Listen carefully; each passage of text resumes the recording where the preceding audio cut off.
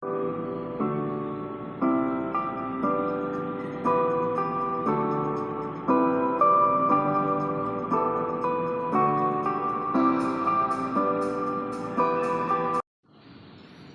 guys, good afternoon.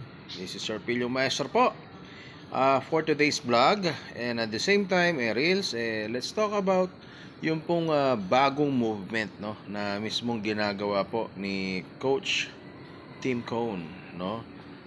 Ano ba yung mismong mga great move na ginagawa niya ngayon, no? Pag-usapan natin yan.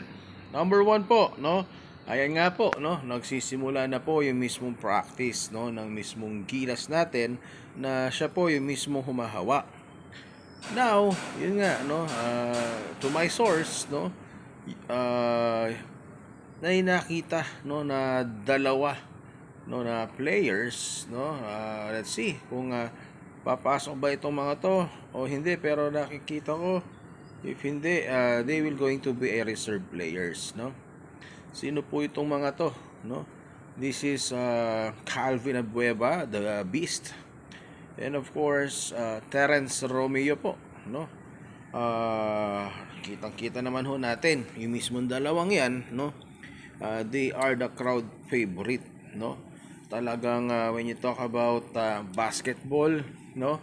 Sa mga dating nilang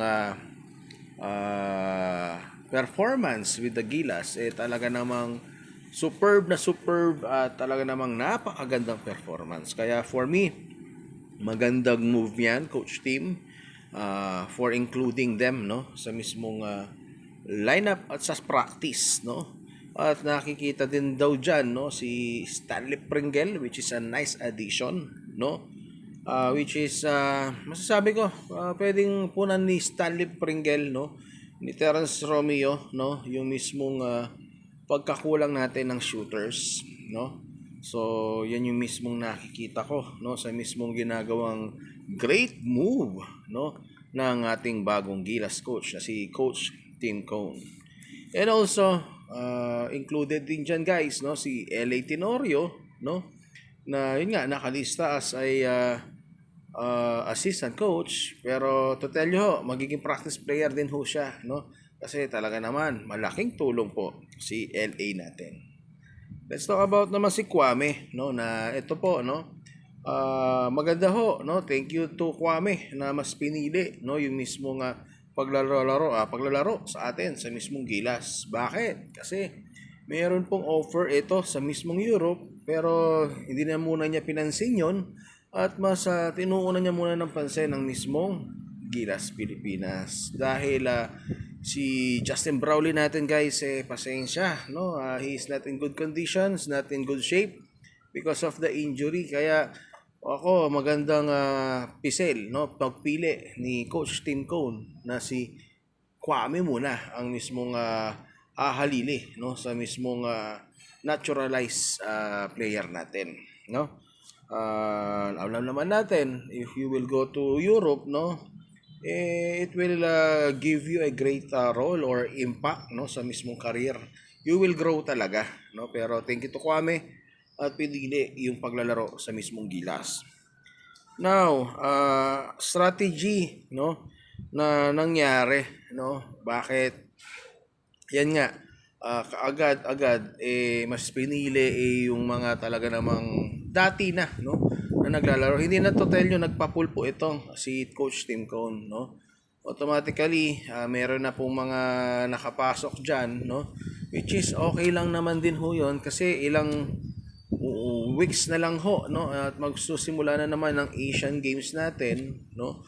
So, di na kinakailangan na magpa-pull. So, kunin na lang yung mga dati na mga players, no. And at the same time, yung mga luma din, no? Kaya nga yun nga ho, na-mention ko na nandun ho si Terence Romeo, si Calvin Abueva, at saka si Stanley Pringle, at yung mga dati pa na mga nasa lineup before sa Gilas. Si Oftana, ayan, no? Si Junmar, yeah, nag-pledge yan, kaya kailangan naman talaga yan, no? Japet Aguilar, no?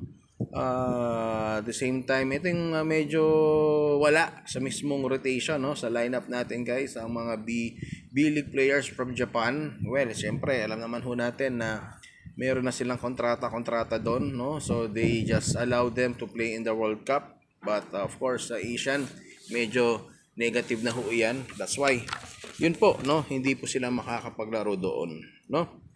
Now, ano ba, no, yung mismong magandang sistema na maibibigay ni Coach Tim? Alam na po natin, no, na talaga namang nung hinawakan niya ang mismong national team natin, no, nag-uwi yan ng bronze medal, hindi ako nagkakamali, no, sa mismong pag-handle niya na proven, no, na talagang winner at talaga namang he's the winningest coach, no, dito sa PBA, dito sa Pilipinas. So it will create a great impact kay Coach Tim na to, no, sa mismong pagmamando niya sa mismong national team natin. For sure ho yan, no.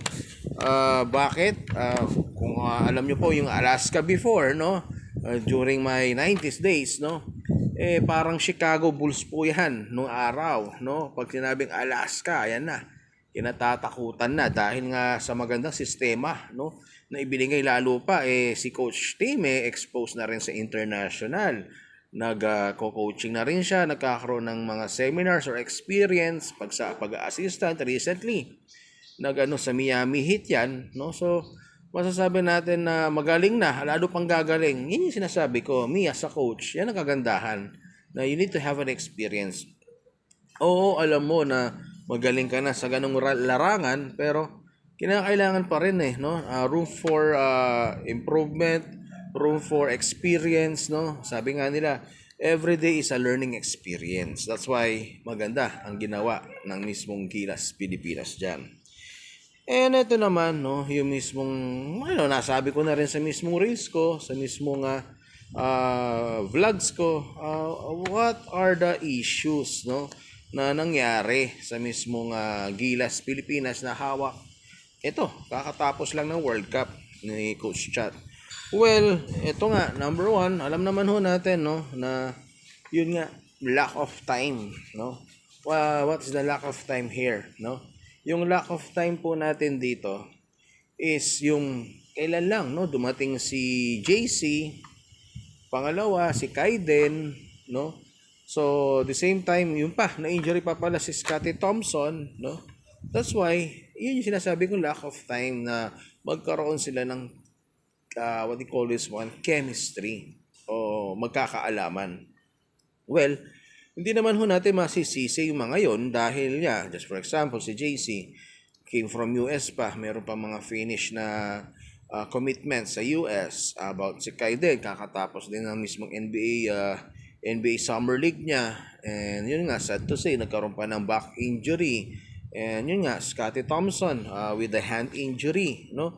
So those are the things na hindi nag-work well, no. That's why yun nga yung naging pangit, no, na scenario sa mismong World Cup natin. Pero it's not a bad pagpapakita, kasi buti na lang, yun nga, naisalba, no, na nanalo tayo with China. Kung natalo tayo doon, talaga naman, it's a drastic, no, drastic na nangyari yun talaga sa atin na performance. As I've said, magiging pangalawa kasama ang Colombia, pero naiwasan natin yun with the win versus China.